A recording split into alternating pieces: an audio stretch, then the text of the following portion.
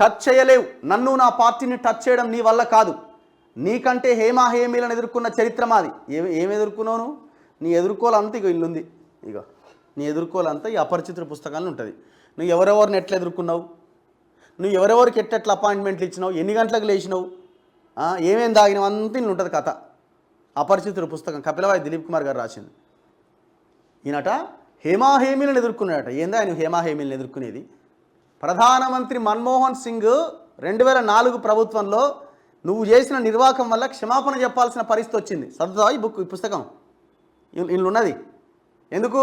ఈయన తాగి ఇంట్లో బంతే కేంద్ర మంత్రిగా ఉండి బయటికి రాకపోతే అప్పటి సిపిఐ ఎంపీ రాజా పైకి లేచి, రాజా గారా ఆయన పేరు దీప్ దాసా ఎవరు, ఆయన ఒక ఎంపీ పైకి లేచి, ఎవరే ఈ లేబర్ మంత్రి, ఈయన అసలు లోక్సభకి అటెండ్ అవుతాడా గాడా, ఎక్కడున్నాడు అసలు ఈయన, కనీసం కలవకూడా కలవడు, అపాయింట్మెంట్ దొరకదు, అసలు ఎక్కడున్నాడు ఈ మంత్రి అంటే ప్రధానమంత్రి హోదాలో మన్మోహన్ సింగ్ పార్లమెంట్లో లేచి నిలబడి క్షమాపణ చెప్పిండు ఈ మూర్ఖుడు చేసిన పనికి.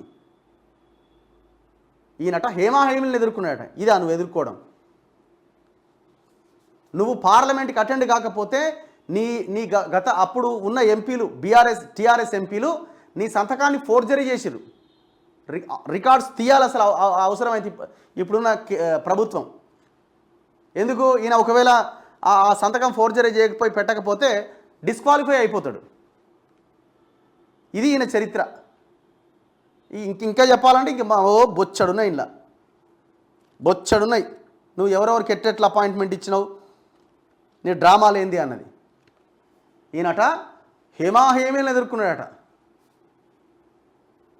ఉడత బెదిరింపులకు భయపడం, ముందు చూద్దాం. కాంగ్రెస్ నేతలకు తెలివి లేదు, ప్రాజెక్టులపై అవగాహన లేదు, అందుకే కేంద్రం గేమ్ స్టార్ట్ చేసి కేఆర్ఎంబి పరిధిలోకి తీసుకున్నది.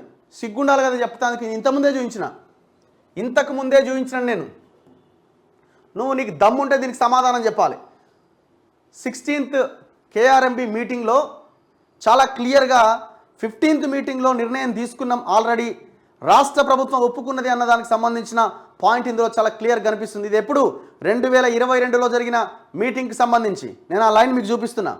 ఇగో, నీకు దమ్ముంటే దీనికి సమాధానం చెప్పు. నీకు దమ్ముంటే నువ్వు మనిషివైతే నువ్వు చెప్తావా, నీ కొడుకు చెప్తారా, నీ అల్లుడు చెప్తారా, నీ బిడ్డ చెప్తారా? సమాధానం చెప్పండి. Handing over of Srisailam and Nagarjuna Sagar projects to KRMB.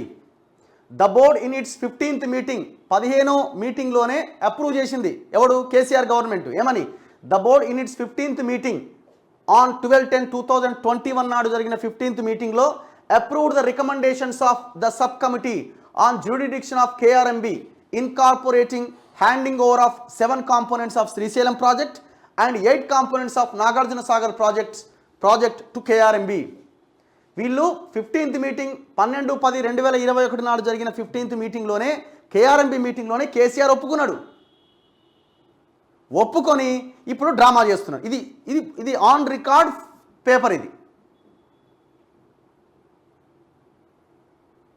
Agenda items for 16th meeting of the board 6/5/2022 నాడు జరిగిన మీటింగ్. ఇది 2021లో జరిగిన 15th మీటింగ్కి సంబంధించిన హార్డ్ కాపీ ఉంది నా దగ్గర, సాఫ్ట్ కాపీ లేదు. నేను అది కూడా చూపిస్తాను తర్వాత రేపు. సో ఇది 16th మీటింగ్. ఇది 15th మీటింగ్లోనే నిర్ణయం అయిపోయింది, మేము ఇచ్చేస్తున్నాం, అప్పగించేస్తున్నామని. కాకపోతే అప్పటికి ప్రోటోకాలు, ఈ రూల్ కర్వ్ అంటారు, అంటే ఆ ప్రాజెక్టుకి సంబంధించిన ప్రొసీజరు, గేట్లు ఎప్పుడు ఓపెన్ చేయాలా, వాటా ఎంత, ఇవన్నీ వీటికి సంబంధించిన ప్రొసీజర్ ఇంకా కంప్లీట్ కాలే. సో కంప్లీట్ అవ్వగానే మీరు తీసేసుకోండి అని 15th మీటింగ్లోనే ఒప్పుకున్నాడు. సిగ్గు లేకుండా అయ్యాల మళ్ళీ డ్రామా చేస్తున్నాడు. ఇప్పుడు నల్గొండలో 13వ తేదీన భారీ బహిరంగ సభ పెడతాడట. ఇది నీకు దమ్ముంటే నువ్వు చెప్పింది తప్పని నిరూపించు. ఎవడన్నా చెప్పానండి. ఇప్పుడు ఈ కొన్ని యూట్యూబ్ ఛానళ్ళని పెట్టి మొరిగిస్తూ ఉన్నారు కదా, వాళ్ళని చెప్పానండి. పోని తెలంగాణ ప్రయోజనాల కోసం కేసీఆర్ ఎన్నడూ వెనక్కిపోడు. కృష్ణా జలాల్లో వాటాపై పోరాటమే. 13వ తేదీన నల్గొండలో భారీ సభ. దీన్ని మరో ప్రజా ఉద్యమంగా ప్రజల్లోకి తీసుకెళ్దాం. కేసీఆర్ కృష్ణా జలాల పరిరక్షణపైన తెలంగాణ భవన్లో పార్టీ నేతలతో సమీక్ష. కొత్త సీఎం అంటూ రేవంత్ పేరు ప్రస్తావించకుండానే కేసీఆర్ విమర్శలు. నీకు అంత దమ్ము ఎక్కడిది? నీకు దమ్ముంటే రేపు అసెంబ్లీకి రా. నన్ను నా పార్టీని టచ్ చేయడం నీ వల్ల కాదు. నీకంటే హేమాహేమిలను ఎదుర్కొన్న చరిత్ర మాకున్నది. ఉడత బెదిరింపులకు భయపడను.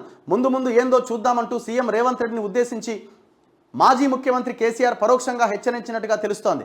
నేరుగా ఆయన పేరు ప్రస్తావించకుండా కొత్త సీఎం అని సంబోధిస్తూ అవగాహన రాహిత్యంతో కొత్త ముఖ్యమంత్రి తనను వ్యక్తిగతంగా బీఆర్ఎస్ పార్టీని ఇష్టం వచ్చినట్టుగా తిడుతున్నారని వ్యాఖ్యానించినట్టు సమాచారం. మరి నువ్వు కేంద్ర మంత్రి కిషన్ రెడ్డిని తిట్టినప్పుడు అప్పుడేమైంది? కోదండరాంని తిట్టినప్పుడు, ప్రజలను తిట్టినప్పుడు, జర్నలిస్టులను తిట్టినప్పుడు ఇప్పుడు తగులుతున్నది సెగ కింద నుంచి.